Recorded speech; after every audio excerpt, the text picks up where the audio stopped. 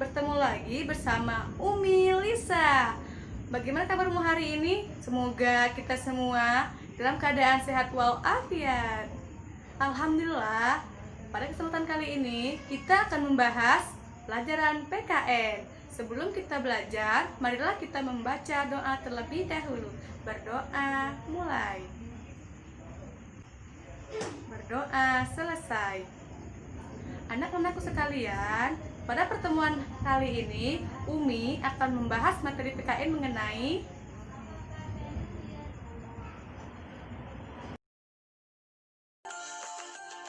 Kedaulatan Negara Kesatuan Republik Indonesia. Hakikat dan teori kedaulatan.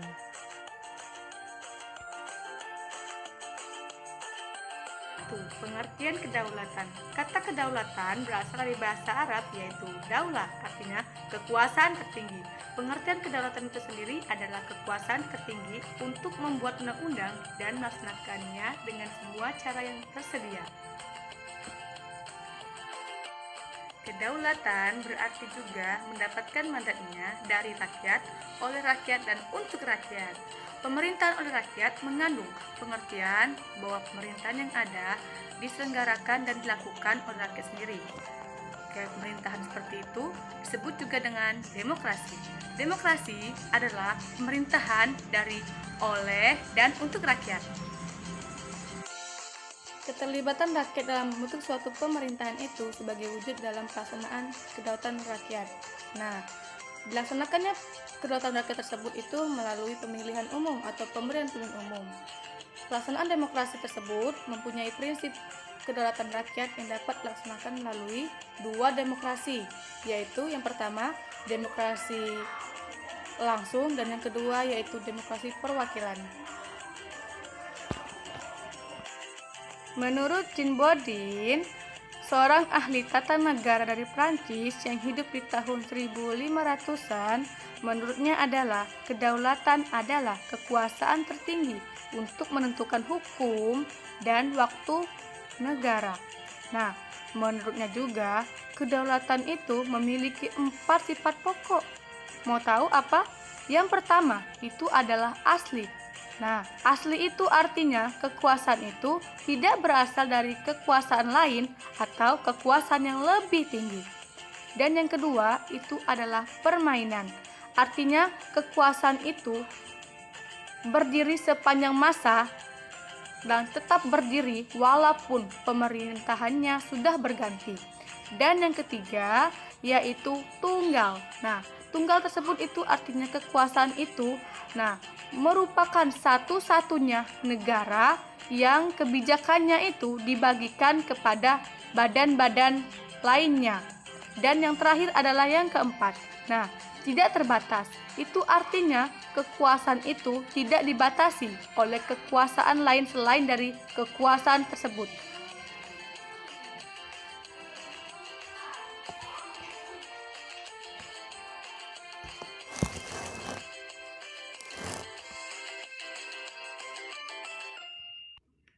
Adapun yang kedua, secara umum terdapat beberapa teori kedaulatan. Adapun yang pertama, kedaulatan Tuhan. Teori kedaulatan Tuhan, kekuasaan yang berasal dari Tuhan. Diberikan kepada tokoh-tokoh negara yang terpilih secara kodrati dan ditetapkannya menjadi pemimpin negara dan berperan selaku wakil Tuhan di dunia. Adapun yang kedua, teori kedaulatan raja. Pada abad pertengahan, teori-teori kedaulatan Tuhan berkembang menjadi teori kedaulatan raja yang menganggap bahwa raja bertanggung jawab terhadap dirinya sendiri. Adapun yang ketiga, teori kedaulatan negara. Menurut teori kedaulatan negara, kekuasaan tertinggi terletak pada negara sumber. Kedaulatan adalah negara yang merupakan lembaga tertinggi di depan suatu bangsa. Adapun yang keempat, teori kedaulatan hukum. Berdasarkan pemikiran teori kedaulatan hukum, kekuasaan pemerintah itu berasal dari hukum yang berlaku. Dan yang kelima, teori kedaulatan rakyat. Teori kedaulatan rakyat beranggapan bahwa rakyat merupakan kesatuan yang dibentuk oleh suatu perjanjian masyarakat. Pembagian kekuasaan dalam negara dibagi atas 3 kekuasaan, yaitu bagian Bagian A, kekuasaan dalam kekuasaan negara dibagi legislatif. atas 3 Nah, kekuasaan, ada yang yaitu tahu apa itu kekuasaan kekuasaan legislatif? kekuasaan Ya, betul eksekutif, sekali. dan Kekuasaan legislatif yudikatif. itu yaitu kekuasaan untuk membentuk peraturan perundang-undangan dalam suatu negara. Nah, ada yang tahu yang kedua? Nah, pinter. Yang kedua itu adalah kekuasaan eksekutif, yaitu kekuasaan untuk melaksanakan peraturan perundang-undangan yang berlaku, dan kekuasaan tersebut itu sebagai kekuasaan yang menjalankan pemerintahan. Nah, yang ketiga yaitu kekuasaan yudikatif. Nah, ada yang tahu kekuasaan yudikatif? Sip, betul sekali. Nah, kekuasaan yudikatif itu adalah kekuasaan untuk menegakkan persatuan perundang-undangan yang berlaku apabila terjadi pelanggaran dalam kekuasaan yudikatif. Nah, sering juga disebut dengan kekuasaan kehakiman.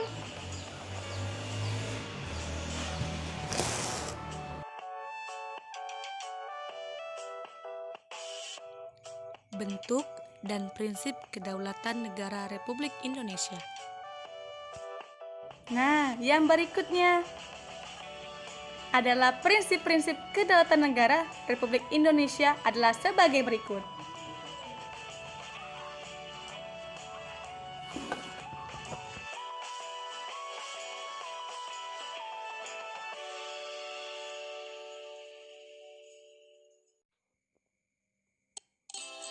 Pelaksanaan demokrasi di Indonesia dilakukan dengan 2 cara, yaitu langsung dan tidak langsung.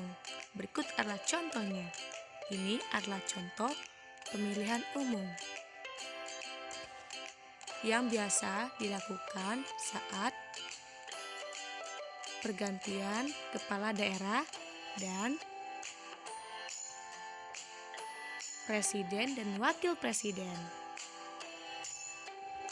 Adapun contoh pelaksanaan demokrasi tidak langsung, yaitu perwakilan rakyatnya itu bertugas menyampaikan aspirasi dan amanat dari rakyat pemerintah.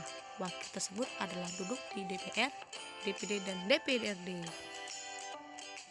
Nah, itu adalah berbagai contoh dari demokrasi langsung. Ada yang tahu pengertian pemilihan umum? Berikut adalah penjelasannya.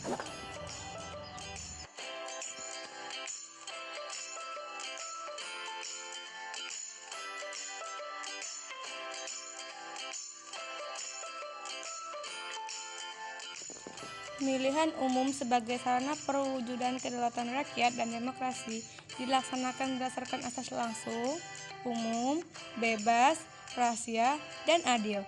Hal tersebut sesuai dengan Undang-Undang Nomor 7 Tahun 2017 tentang Pemilihan Umum yang menyatakan bahwa pemilihan umum anggota DPR, DPD, dan DPRD. Berikutnya adalah penjelasan asas-asas demokrasi sebagai berikut. Ada 6 asas demokrasi. Penjelasan materi yang dapat Umi sampaikan semoga bermanfaat. Tetap semangat dan jangan lupa belajar di rumah. Dah. Assalamualaikum warahmatullahi wabarakatuh.